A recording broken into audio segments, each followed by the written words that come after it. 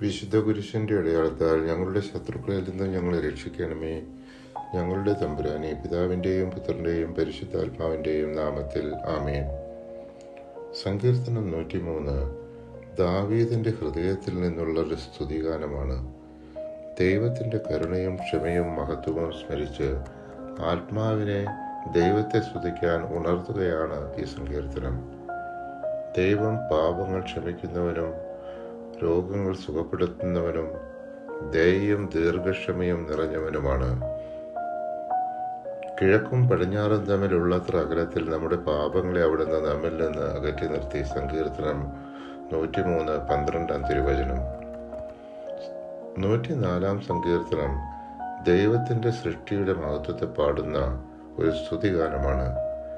പ്രകൃതിയിലെ ഓരോ ഘടകവും ദൈവത്തിന്റെ ജ്ഞാനത്തിലും കരുണയിലും ആഴപ്പെട്ടിരിക്കുന്നു.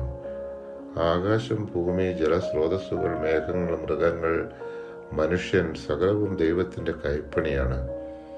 ഈ സങ്കീർത്തനത്തിൽ സൃഷ്ടിയുടെ സൗന്ദര്യവും ക്രമവും ദൈവത്തെ സ്തുതിക്കാൻ പ്രേരിപ്പിക്കുന്നു. എന്റെ ജീവിതകാലം മുഴുവൻ ഞാൻ കർത്താവിന് കീർത്തനം പാടും. ആയുഷ്കാലം അത്രയും ഞാൻ എന്റെ ദൈവത്തെ പാടി സ്തുതിക്കും. 104 സങ്കീർത്തനം 33 തിരുവചനം.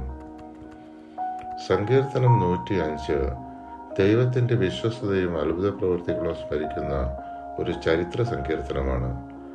ദൈവം തന്റെ നിയമം പാലിച്ചു എന്നും അബ്രഹാമിനോടും യാക്കോബിനോടും നൽകിയ വാഗ്ദത്തങ്ങൾ നിറവേറ്റിയതും ഇസ്രായേൽ ജനത്തെ മിസ്രയീമിൽ നിന്ന് മോചിപ്പിച്ച വാഗ്ദത്ത ഭൂമിയിലേക്ക് നയിച്ചതുമാണ് ഇതിൽ പ്രതിപാദിക്കുന്നത്. ഈ സങ്കീർത്തനം ദൈവത്തിന്റെ ചരിത്രപരമായ വിശ്വസ്തതയെ സൂചിപ്പിക്കുന്നു. പരിശുദ്ധാത്മാവേ, തിരുവചനത്തിന്റെ അനന്തശക്തിയാൽ ആത്മാവിന്റെ ബലങ്ങളും ദാനങ്ങളും നൽകി തീഷ്ണതയാൽ ഞങ്ങളെ ജ്വലിപ്പിക്കണമേ. ആമേൻ.